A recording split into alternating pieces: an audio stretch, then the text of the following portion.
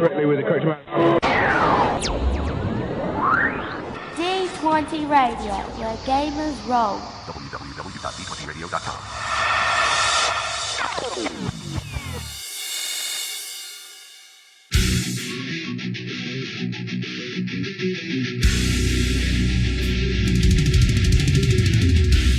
Welcome to Me and Steve Talk RPGs, a podcast where me and my friend Steve try and help you get the most out of your role-playing game experience.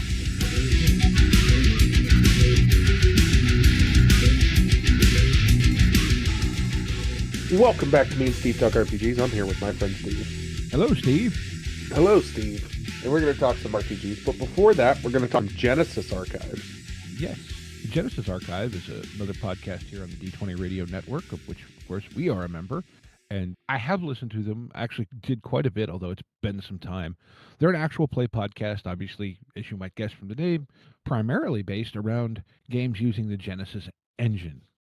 And I know most of their work has been in a setting they call the Unseen World, which is this really cool kind of modern fantasy set in Las Vegas, but like draws a lot from historic folklore as far as, you know, be it fae or vampires or supernatural creatures.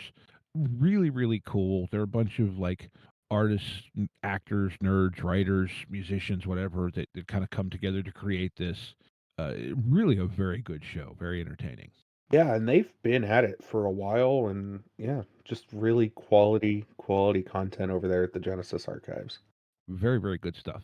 Very good. Yeah, I mean, you can check all that out. There'll be links in the show notes to that. Probably throw a link in there for the D20 Radio Discord because, well, their website is currently under construction. D20 Networks, that is. They're redoing the whole website and all that fun stuff.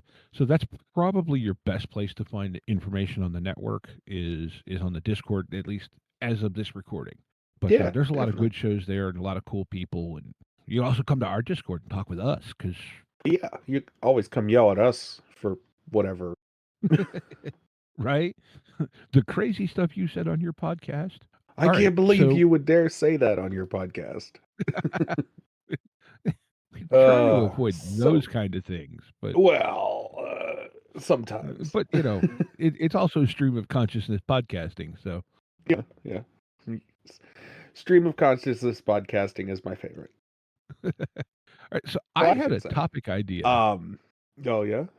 Yes, I didn't know if you did or not because we forgot to talk about that before we turned the mics on. Well, I figured we would talk about the topic that I'd pitched at you a while ago. Oh, okay. I don't remember what that is, but we can do that. I'll just keep mine Zany, for do later. you want to let your players be? Ah, that works. So I figured we would talk about that. Because the one guy I follow on TikTok, you know, he's done RPG content for a long time. And he was sort of talking about not letting your players become Bugs Bunny. And I was sort of sitting there thinking, I was like, well, but there's an appropriate time for them to be Bugs Bunny, and there's an inappropriate time for them to do that. Yeah, no, I mean, everything in its place, I think. I think part of that, it gets tough because, well, let's face it, most of us, let's put it this way, the gamers of my generation, many of us really love Monty Python. And Monty Python references end up just coming out of people's heads. And, well, Monty Python is part extreme satire, part abject silliness. And so, but I'd like to hear you go a little further on that because Discord also didn't like you talking and kind of garbled some of what you were saying. Of course it did. Of course it did. Let me see if I can. I'm just going to do this. Boop. That should be better. Okay. So obviously, you know, when you're running something like Havoc Brigade, letting your players be as zany as within reason possible is absolutely the whole point of that game. Yes. However, when you're running something like, I don't know, let's say you're running Cyberpunk. We don't necessarily want a player to just pull out a portable black hole. Like, that's not necessarily something that we're looking for. And we don't necessarily want players to be able to, we want to put in safeguards where it's like, okay, well, make sure we're not getting too crazy, too over the top, too out there. Because obviously every game is going to require a different set of, whatever your agreement is. I tend to run games a little bit on the goofier side, but if you have somebody who's running something dead serious, then it doesn't make any sense to have crazy slapstick characters. Right. But if you're running something crazy slapstick, it actually is kind of fun to run a deadpan serious character in a crazy slapstick game, but that's a different story. But that's the straight man in the comedy movie, Well, like, you yeah, kind yeah. of need that as the juxtaposition almost, which I think actually is so I am not, and I will probably get some people screaming at their listening devices when I say this, I am not a Will Ferrell movie fan. Yeah, I just I could I don't understand know. that. The one movie of his that I actually very much enjoy is, The Other Guys. Oh yeah, that's great. That's great. But I love that for movie. most of that movie, Will plays the straight man, not the comedy man. Unfortunately, I think he does that a little too well because he was that in, of all things, the Barbie movie, and was great as that in the Barbie movie. Okay, I haven't watched that. I figured that was one that I figured you wouldn't, but I'm pretty sure our audience has seen it because it's fairly Oh, I'm sure popular. a lot of people Popular. have. I and it's I don't actually watch a ton of movies Yeah. just because time. But, uh But but like go ahead. no, go ahead. Finish your thought. No, I just think like you said, there's a time and a place, but I think what you're driving at more is how do you control or encourage the appropriate time and a place? Yeah. I think the first thing that you need to acknowledge is feedback, and telling someone no in a way that doesn't sound like no is a helpful tool in this situation, right? So if Mhm. somebody comes out and is like, "Oh, well, I want to pull out, my Acme branded giant rocket," and you'd be like, "Okay, but let's change that." You know what I mean? Like, it's not going to be, let's work with this. Let's try and figure, if it's back to the cyberpunk game where we're playing, some really straight serious characters, and somebody pulls out a giant Acme brand rocket, we're gonna sort of be like, brakes, hit the brakes, everybody stop for a second. Like, this isn't the tone we're going for. And I think things tend to happen with warning in RPGs, and you could correct me if I'm wrong, but I've always noticed this.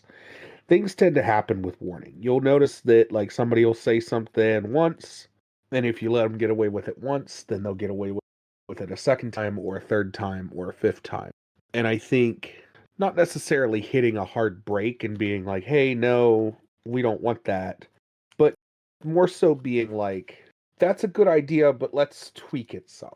Let's change that slightly. Let's make it fit the theming or the story a little bit better.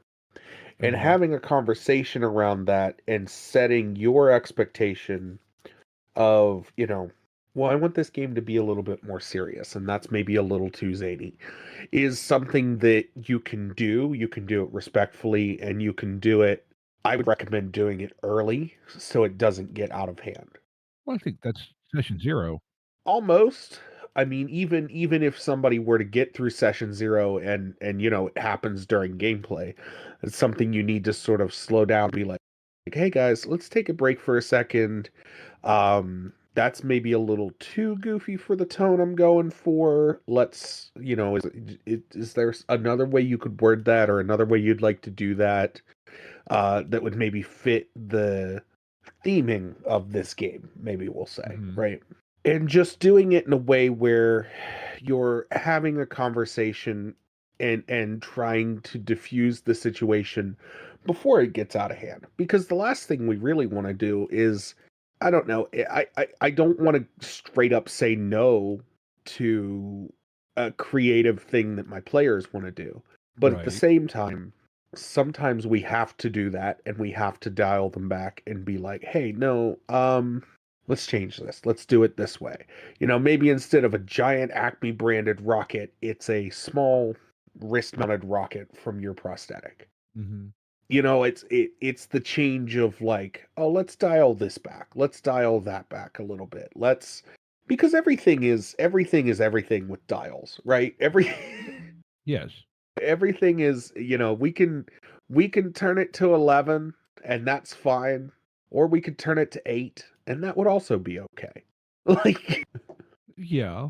I, I wonder, I mean, there's that. I wonder too, like you said, there's usually, we'll call them warning signs or foreshadowing, right? I wonder if maybe you intentionally, let's say you want to run a more serious cyberpunk campaign.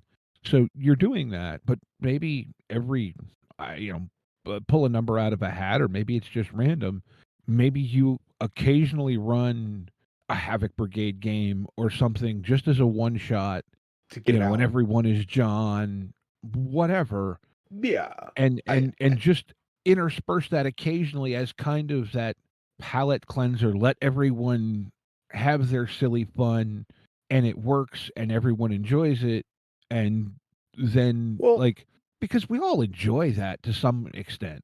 absolutely. And I'm not saying, let me put it this way.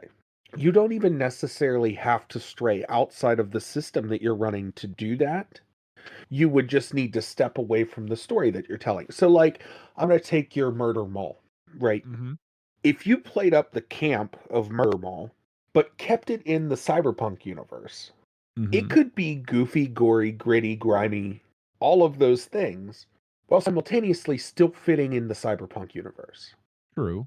And if you play it up like, oh well, this is a reality TV show that airs on, WKRP Night City, right? Right. And it airs at like 3 o'clock in the morning, and it always pits contestants against each other in a murder mall, and you have whatever you want to do. And you can dial up the zaniness because, yeah, that's something that I can see. We all watched Goofy, like Price is Right is goofy and silly. It is, or I'm thinking some of those Japanese game shows that Oh yeah, that yeah, were, or MXC, which is the I think, yeah. Takeshi's Castle just redubbed. Yeah, that's what I was thinking of, I think.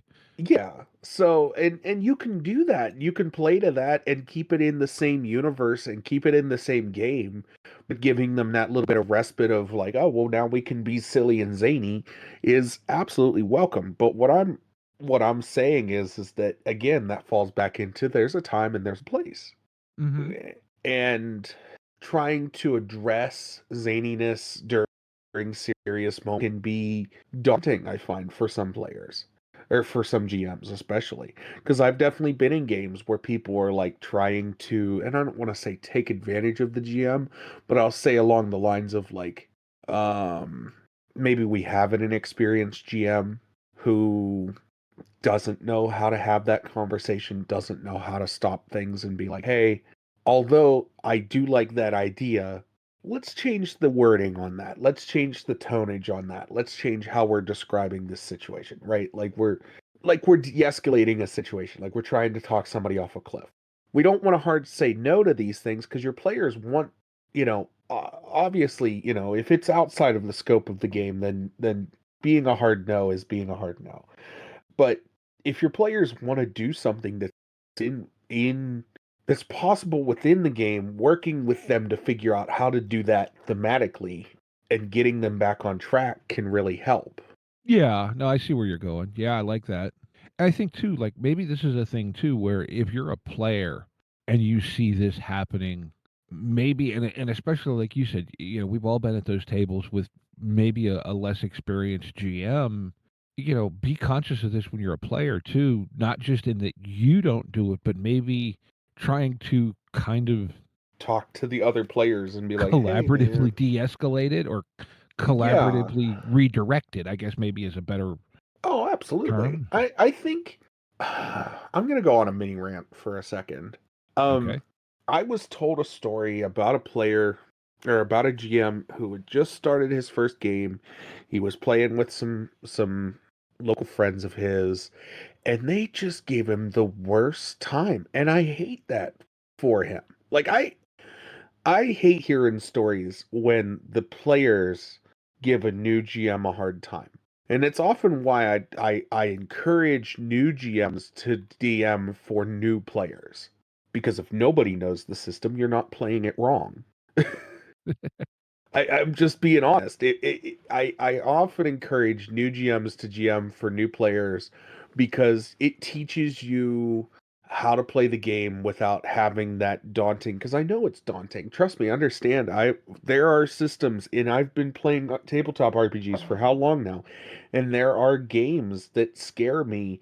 That the idea of having a bunch of experienced players sitting down and being like, okay, well, but this isn't how this works, and that's a really, like, it can be really daunting, and it gives you a lot of anxiety. But if you play with new players who've never like played this system before, they're not going to be like, well, that's not how that works. And even if they are, Yeah. you're all going to be like, yeah, but does it matter? Well, I've said it before. If we're all playing by the same rules, it really doesn't matter what they are. It doesn't matter what the rules are. But yeah, I just, that story has irked me for a while, because I met the kid and I was like, oh man, I heard you're gonna run your first game, and he was really excited about it. And then I talked to him afterwards, and he's like, I'm never running tabletop RPGs again. That was terrible. I hate it. And it's all because the players just, for lack of a better term, bullied that poor GM. Well, I think, see, I had a little bit of an opposite experience at Gamer Nation Con this year with my Genesis Bigfoot thing. Hmm. And look, I'm not unfamiliar with Genesis, Right. but I'm not terribly familiar with the magic system. And yet, Oh yeah. because I thought it fit the theme, one of the Bigfoot characters was actually the druid archetype. Because, in Bigfoot lore, right, that sometimes do they have supernatural abilities, whatever. So I thought it was a cool thing to throw in there. And I was very upfront. So I ran it twice. I ran it once for the How We Roll crew is sort of an unofficial pickup game. But the first time I ran it for literally just regular convention signups. And I was very upfront with them that, like, look, I've not run. I understand the dice, and I understand The core mechanics the of this mechanics. system. Yeah. I don't know Magic extremely well. I said, but I I said, here is the premise of the game. I'm not honestly all that concerned with the nuts and bolts of how it's supposed to work. Let's just do stuff that's cool and on theme. And they were like, okay, that's cool. You know what I mean? And And and yeah, that fits Genesis though, it does. unfortunately. But yeah, go ahead. But now, yes, given that convention and the people who tend to be there, that probably is as good a place to walk into it with that as I could ask for. Like, nothing against PGX. I probably wouldn't do that scenario at PGX that way because I'm not as likely to get people who do at least, what I would say, they know the system even if they don't know the specifics, but just the asking you to go along with the theme and go, yeah, sure. You know what I mean? It Yeah, that's also setting expectations, because that can be true for any system where you can. Let's talk about our favorite system that we talk about all the time, Cyberpunk 2020. How much of that do we just throw that hacking system out of the game? fair. And I that hacking system is a product of pre-modern internet too, I think. Well, And yeah, yeah, we can make excuses for it, but even back in the day, I've heard stories from people that played Cyberpunk when it first came out that threw that hacking system out the window. yeah. It's convoluted, it's complicated, it's annoying, and I'm sure there's fans of it out there, and I'm sure there's people in our Discord who like it, and that's well and good. I'm glad that you enjoy that. For me, I don't get enjoyment out of that. I'd much rather hand my hacker a Rubik's Cube and ask them to solve it while the other players do stuff. I would rather literally write a program that could make my player, like, I would rather give somebody a level of Minesweeper, because that's what that hacking system sort of reminds me of. I've heard of people doing that. I've heard of people doing that too. I am half tempted to be like, okay, well, during rounds of combat, you have to do a couple rounds of Minesweeper. And if you blow up, you got like 3 lives. But, and that's one of those things where you just have to sort of, you set expectations at the beginning of the game and be like, hey, look, I'm throwing this out the window, thing that I'm changing. I don't like about this system. Is everybody cool with that? If not, then we have a conversation and whatever. And to your point of Genesis does that really well. You could strip wholeheartedly pieces of Genesis out, and down to the core dice resolution mechanic. That system is very easily just stripped to its bones, and you could run it as bare bones as possible. Or you can absolutely make it complicated and add in all of the nitty gritty. But like you said, you're not so worried about the nuts and bolts. You're more so worried about the story that you're telling. Yeah. And I think that's not so much. And not that we're not on target, but that's not so much, in my opinion, like being too zany. Now, No. if somebody was like, I cast a spell and I'm gonna make Bigfoot fart. Now that's maybe a little too zany, especially if we're like, I don't know, say we're playing Delta Green, right? Right. That's No, too zany. yeah, I Sorry. think no.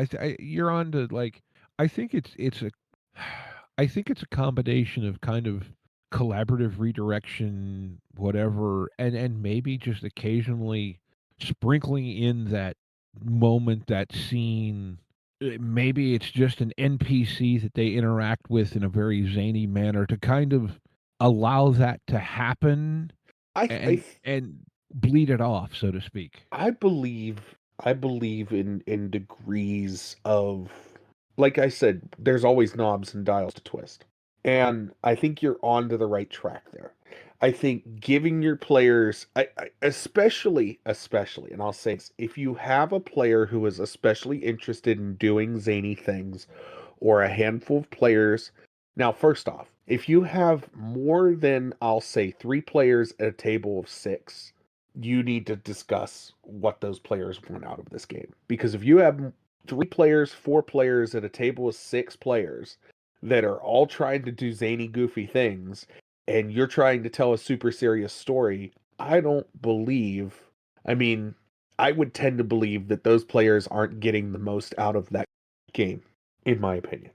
Well, I think that goes to setting your expectations ahead of time, Right. and it also, yeah, like look, be upfront when you're looking for players, and if this is your home group, you probably already know these players, so as much as you want to run this super serious game, if you know your table is 4 of 6, Bugs Bunnies, well, like Yeah, I eh, I get as what you're good driving as at. as good as Testament is, I'm not taking 4 diehard Smashing Pumpkins fans to a Testament concert.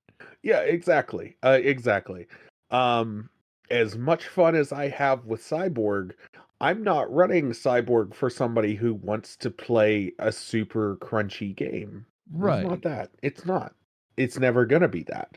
And I get that. And that's what I'm driving at with the, if you have more than half of your table that's sort of sitting there going, "Oh, well, I wanted to do something goofy. I wanted to launch a giant rocket at the moon. I wanted to, whatever." Then it's time to sit down and be like, okay, are you guys getting the most out of this game? Are you enjoying it? Are you having a good time? Or are you just being nice to me? Yeah. I've had, oh man, I had to do that one time at a table, and I I straight up looked at the table and I was like, please, I can tell that you're not enjoying this. What am I doing wrong? How can I make this better? And everybody was like, no, no, no, we're having a good time. We're having a good time. And I was like, stop it. You're being nice. Stop being nice. Tell me what you don't like, please. Like, I need the feedback. and calling your players out and being like, give me feedback, good and bad, and then them be like, oh no, it's all good. It's like, no, I can tell. After a while, you can tell, and I'm sure you can tell as well. When somebody's completely checked out of a game, they're just in their phone and they're just not there. It's like, okay, what do you not like about this? Is it too many words? Is it not enough words? Like, Yeah. And now, yeah. Now, some of this actually, in a way, kind of ties into the episode I recorded yesterday with JT, where we were kind of talking about being the right speaker and in terms of like communicating the things that you want to emphasize. And, you obviously don't have any context on that because no, I it's just wasn't sitting there, in raw unfortunately. audio files in my hard drive. Um, but like, I think too, at times, maybe look at what you're doing as a GM and is your delivery, whatever, how you're speaking, are you unintentionally maybe encouraging some of this zaniness? Yeah, and I think that's also true. Be aware of yourself. If you're and I know for myself, like I have a hard time running serious campaigns. I can do it. You saw me do it with the Mutant City Blues game I ran. Mhm. But a lot of the time the games that I run and I gravitate towards running and not necessarily playing. Like I like playing serious games, but the games I like running are more goofy, more lighthearted, more less than serious games. And the Mhm. reason for that is just because I know for myself I can play into the I can play off players at the table. I can give that energy back. I Mhm. have a harder time, and I know I have a harder time running more serious games because I feel like, and I don't know how to put this, I feel like I don't get as obviously tone and energy levels go hand in hand. And we've talked about energy levels and player engagement, but like if you're dealing with something heavy, you're not going to have a player that's going to bounce back to you like you would deal with something goofy or zany. Yeah. And I work best when I'm working off what my players are doing. Mhm.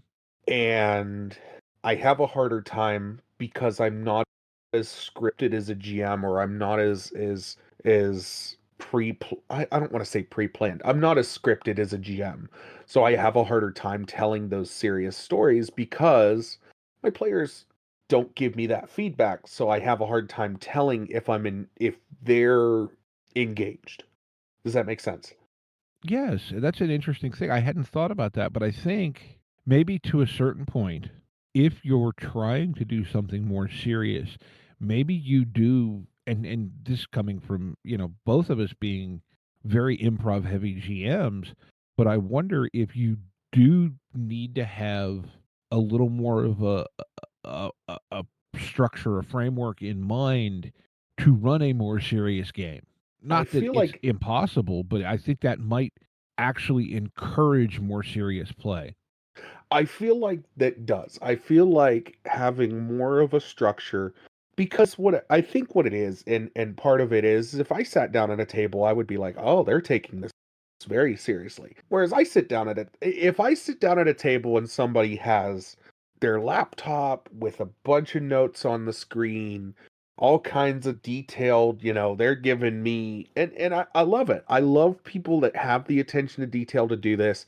When somebody's giving me, well, this is the blah blah blah cycle of the fifth moon, and it's the whatever whatever whatever.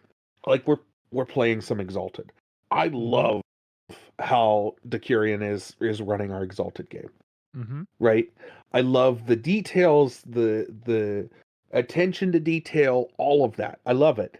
I can do that and have done that, but I find myself, I don't know if you want to say too lazy or it's just not my style. I would rather do that I would rather just rip real world examples. Like when we ran Mutant City Blues, I set that in Pittsburgh because we know Pittsburgh. Right. In I know certain what cases, a little Pittsburgh. too well, but Eh. That's neither here nor there. You know the city of Pittsburgh, you're familiar with it. I know that when I tell you we're on Grant Street, you can look at a map and go, okay, this is where Grant Street sits in the city of Pittsburgh. You know what I Right. mean? Whereas I don't have necessarily the drive or attention to detail to draw out a map that would have a Grant Street on it. Right.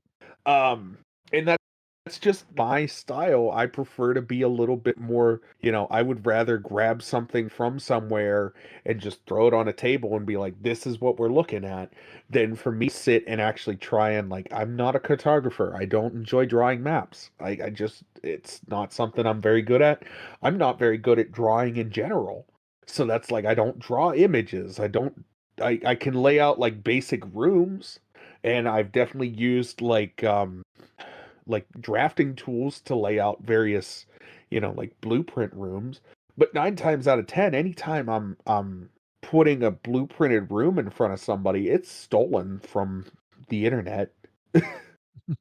Like, Yeah. I'm No, just I've being done that. honest. I will search like office blueprints. And it's like, okay, well, there's a bunch of cubicles, and here's a bunch of, computers and stuff. I can throw this on a table. My players will know exactly where they're at in this office. It'll be fine. Right. No, I think some of that is just attention span, right? Like, Yeah, I and I mean, we don't mean both that have the in ADHD, so well, but we both have the ADOS, attention deficit. Ooh, shiny. but I think, that also plays into, like you were saying, how zany, because I think if you have and here's the thing, and I know it's a fact for many people who are diagnosed as ADHD, whatever, that you have, in some senses, an inability to focus, but also the potential to hyper focus. Mm-hmm. Mm-hmm. And I wonder, though, to kind of go back to how you were talking about how zany, whatever, like, I think sometimes because it's that, the what is it, dopamine or whatever, it's the release from the zany is instant and quick, and do do people head for that because of the quick payoff? And so maybe part of what you need to do, and I know for myself, and I think you could attest to this, I'm much more of a slow burn GM, Yeah. and that can lead to people wanting to get zany because my stuff is developing slowly. Does Yeah, that make sense? I can understand that. I can understand how where you're coming from. Definitely, definitely. Um Basically, people are because you're a slow burn GM, and I don't, I'm not saying this because I'm this way, but because you're a slow burn GM, people want to fill the space. They don't Right. they want to, how do we get to the it um we can talk about this because we both have it. I'm sure you're familiar with it. When people were talking, and you're talking to somebody, you're trying to figure out how they're going to finish their sentence. Do you do that? I do that. Oh, I oh yes, I do. I I get know in I do. trouble. I get in trouble, and I do it to you. I know I do it to you because I hear myself doing it all the time. I get in trouble because I finish people's sentences for them. um, the fiance hates that. Yeah, my She'll be wife's like, not "I a was big fan trying to either. tell you something, and I just didn't need you to finish it for me." I was like, "I'm sorry, you weren't getting to the point fast enough." Or or the other thing that I do is I hear it all, but it takes me a But you little don't while to process. process everything. The Yeah. worst part with that is my immediate response when my auditory processing doesn't work is to go, "What?" And then I'll say the answer to the question that was asked to me, and that irritates people even more because I'll be Oh, like, yes. "Wait, what? Oh yeah, no." Right? No, yeah, exactly. That's yes, I do that exact thing so much. Oh, I love it. It's even more fun when you're having conversations over the phone, and then you have that slight delay, the latency of, like, Bluetooth or the phone and whatever. Yeah. Oh.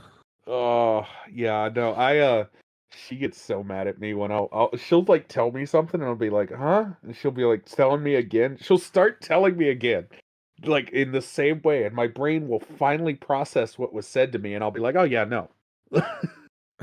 And she'll Yeah, be like, that's you made me repeat it, and you still knew the answer?" And I was like, "Well, I just didn't have the whole context. Like, it's sometimes between my hearing problems and my ADHD, I just straight didn't hear the first part of the thing that was asked of me, but I heard the latter part.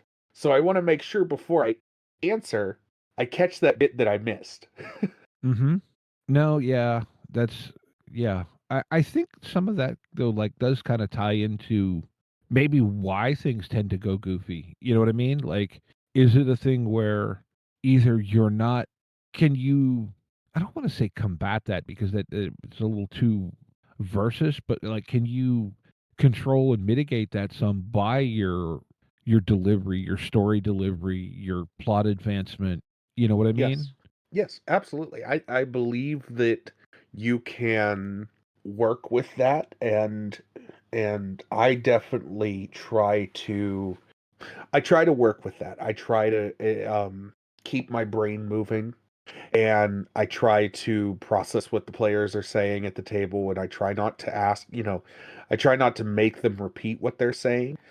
At the same time, yeah, I have in a lot of ways, I will have thoughts that I'll just make a quick note of in, whatever I have. I always keep and this is a dirty secret that I think it's not necessarily a dirty secret. This is a secret that every GM should have nearby is something to write with, and I mean literally a pen and paper or a sketch pad or something, because I Mm-hmm. find myself in situations that don't necessarily pertain to the thing that I'm taking a note of, but I'll find myself like making a note for later all Mm-hmm. the time.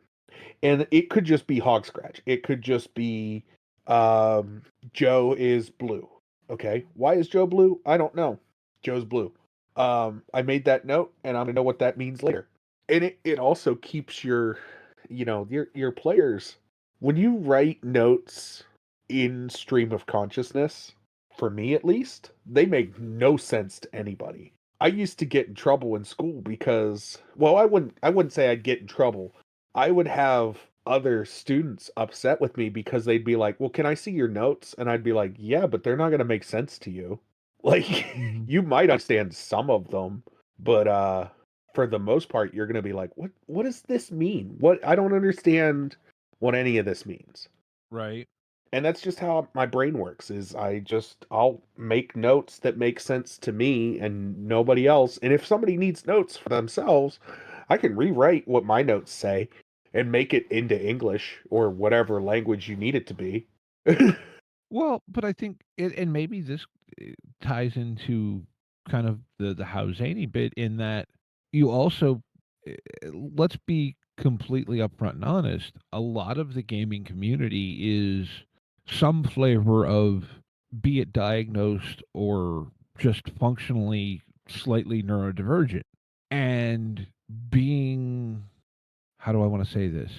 Being aware that how your brain works and the connections that you make aren't necessarily the same ones that everyone else makes, and accepting that what they're doing may not mean the same thing to them that it means to you is a good thing to remember. Does that make any sense?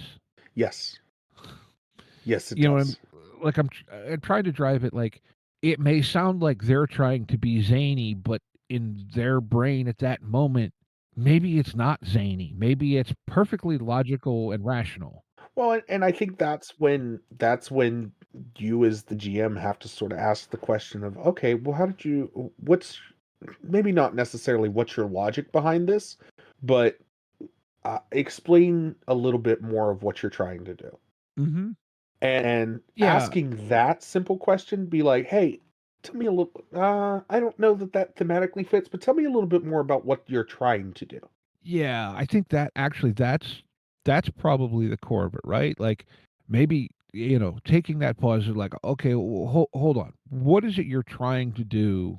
Because I don't, and maybe you say it as simply as, I don't think that specifically fits, but what are you going for? And then how can we make what you're going for fit what we're doing? what is your end goal? Right. I've asked that a handful of times when I've had players ask me questions, and they'll ask me these big long convoluted questions, and I'll just like not be able to process all of the details of it, and I'll be like, but what's the end goal here? What are you trying to go for? And they'll Mm-hmm. tell me, oh, well, I want this result, or ideally I'm looking for this result. And it's like, okay, well then yes, all right, we can work with that, right? If you're looking for X result, I can get you in a place where you can have a chance at X result. Now, I can't guarantee that it's going to happen unless it's something that's really simple. Mm-hmm. But if it's a complex enough question that we're looking for a complex result, then I can be like, okay, well, we can set you up in a position where you can, roll dice, or we can do whatever conflict resolution mechanic we need to do and see if you get that result. And if you don't get that result, then, we'll have a conversation about what happens next. And we keep playing the game, and that's the game. You know what I mean? At the end of the day, that's the give and take of it all. I want this Right. result. Oh, I didn't get that result. I want this result. Oh, I got that result. I think you just articulated to what I think Genesis Star Wars, the narrative dice system, is so good at. Yeah. But it requires that you, or not requires, but it so much encourages you breaking it down to what are we going for, not what check are we making. I think You put the what that's are we going for first. yeah. And I like that about that system. There's a lot of things I don't like about that system, but I like that about that system. Yeah, I think it's a great system. I it's it does what it does exceptionally well, but I think there are things that it doesn't do great. I think I there's a think that's fair.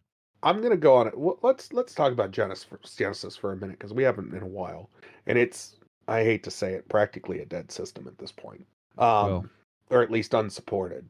I can't call anything a dead system because everybody's playing everything at any given time, but mhm. it's an unsupported system at this point. So my gripes are probably, and there's a big asterisk next to that, never going to be addressed. I think there's a level of complexity to Genesis that I wish wasn't there, if I'm completely honest. Um, I wish Genesis was a little bit looser, was a little bit more like fudge dice. I don't necessarily have a problem with the dice themselves. I think it's a great rock paper scissors type system for your results. I like the idea of a dice pool system. I like the idea of a dice pool system that's not D6s. I like the idea of a dice pool system that doesn't use numbers. I like everything around Genesis, and I don't dislike Genesis. I just think there's a little bit too much complexity in character creation, which I know some people look for that, but I feel like, in my opinion, it's always just too confusing or too convoluted. And I think there's, like I said, a level of complexity even during gameplay that sort of makes my brain hurt. Y- I hear what you're saying, and I conceptually agree with you on a lot of those points. I think the thing is it's very easy to, and I'm just going to say it this way, play in the spirit of the game as opposed to exactly the rules. Oh, yeah, yeah, yeah. No, I completely agree that that is one of the better systems that you can absolutely just any rules that you don't like, chuck them out the window, and we'll just play with the spirit of this. We'll just play with, and I agree with you on that. But I think at the end, it for me, when I play games with people who play Genesis, and that's their main system, I find myself sort of getting lost in the weeds of it all. Mhm. Whereas I could have more of a fun time with people who don't necessarily play Genesis all the time and don't necessarily care about the weeds of it all and are more just there for the fun time of rolling these weird shaped dice that have weird symbols on them. Okay. So, I'm going to tie this all back to where we started. Uh-oh. No, no, no. But right, we're talking about how zany do you let them get, and I think this all goes to playing in the spirit of the game. Yeah, and I think that's the truth too, is that playing in the spirit of the game is the conversation we're trying to have around how zany you let them get. Because if the spirit of the game is zany, then let them get zany. If the spirit of the game is serious, then have a conversation. And Yeah. I think at that point, and with you tying that all back together, I think it's time. Do you have any final thoughts on this topic before we move into game of the week? No, I think I wrapped that as well as I'm ever going to. Yeah. Um, Give it a week. Game of the week. Game of the week. game of the week. So I have one. It's not a game. I'm just going to Okay. preface it now. It's a tool. It's a tool that I read the first edition of, and I will be picking up the second edition and reading it as well. It is by Matt Davis, or Davids. I'm sorry, I misspoke there. It is the No Prep Game Master, second edition. It just dropped at the end of May. I read the first edition. I thought it was a really useful tool. It puts you in the mindset of how to run games with minimal to no prep, how to improvise encounters, how to use random tables, ways to encourage players without hours of or ways to engage players without hours of planning. Um and yeah, practical reflections to help you improve each game session. I read the first edition. I thought it was fantastic. And this second edition is out now, and I'm excited to read it. It's 157 or 176 pages. It's not a real heavy read. It's $3 on Drive Through RPG, so it's not an expensive book. And I think if you're somebody who is curious about how I run games the no prep way, and you want to learn more about running no prep games, this works. It's a great book for that. I will definitely have to check that out. I've actually seen that, and I didn't realize there was a second edition. But like, yeah, that definitely the type of thing I should probably check out and read more. And let me tell you about a little bit about the author, Matt Davids. They publish books that I love. For example, Random Tables of Cyberpunk, Random Tables of Treasure Hoards, Random Tables of Quests, Random Tables of Superheroes. Yes, we know you love your random tables. Listen, I didn't realize how much of this here's one that's just a science fiction facility generator. How cool was that? How cool was that? I didn't realize how much of their content I actually had until I started going through, and I was like, "Oh, I have like a lot of these. I have a lot of these."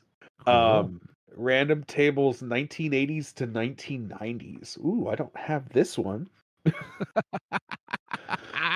Oh, but yeah, no, and this is somebody who gets it. This is somebody who runs games the way I run games. And yeah, that's awesome. But yeah, that's mine. Okay.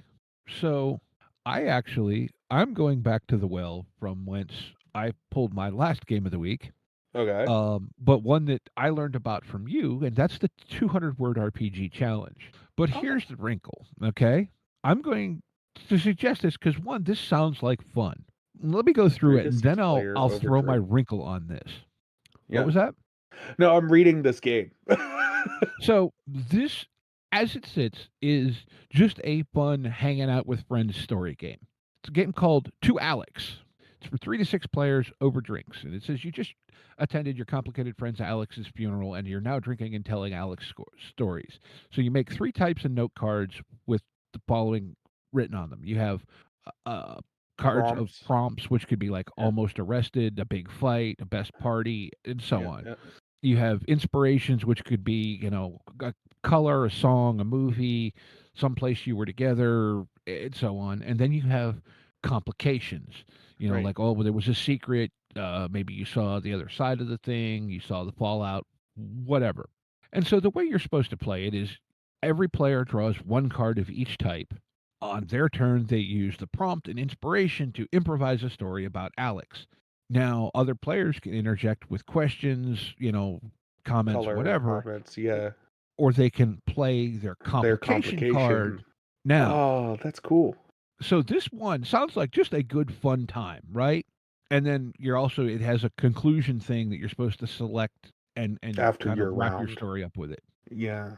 Here's what I'm going to say. This sounds like fun in and of itself. Think about the fun you could have if you tweak this a little bit and used it for character generation. Oh yeah, yeah. Or let's change Alex to Bigfoot or to Mothman. To Here's some fun. Use this to create your BBEG. Oh, that would be great. That would be But don't tell fantastic. them. No, just have them all sit down and be like, all right, we're going to make a collective NPC together. We're going to tell some stories about him and go. Mm-hmm. Oh, man.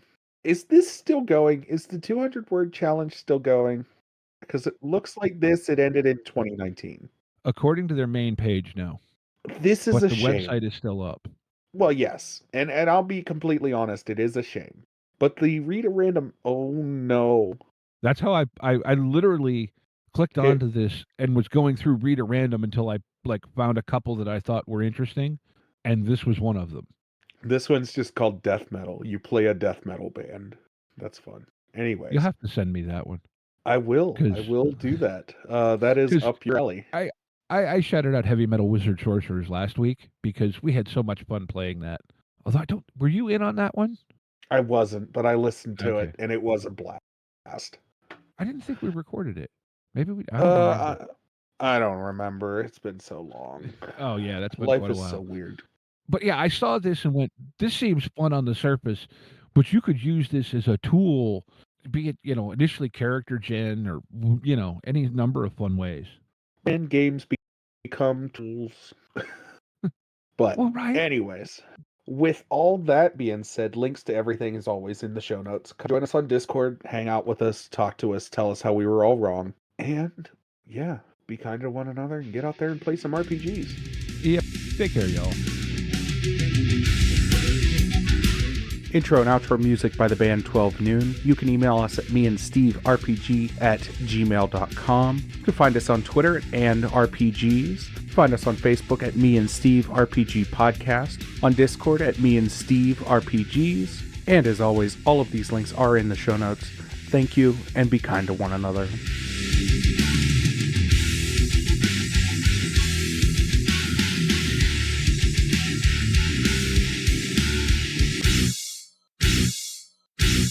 How much for the cigar? Cigar, $20, dog. You gotta go down the street to the store and buy that.